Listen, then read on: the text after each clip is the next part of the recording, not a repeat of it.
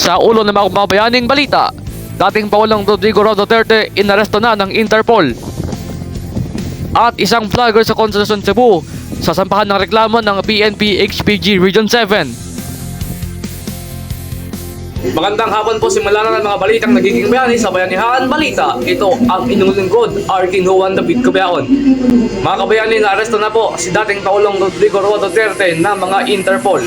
Ayon sa ulat ng PCO, Presidential Communications Office, ibinigay na ng ICC o International Criminal Court sa Interpol ang opisyal na kopya ng warrant of arrest na inihain kay Duterte.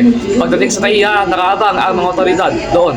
Pero dahil sa mga nindang sakit ng dating Pangulo, sinabi ni Senator Bongon na may dala kaming ambulansya. Samantala, sa sampahan ng PNP HPG Region 7 ang isang vlogger na nag-alcohol sa gitna ng mabigat na daloy ng trapiko sa Consolacion, Cebu kamakailan. Ang 20 anyos na vlogger na nakita sa video ay tumayo din kalaunan.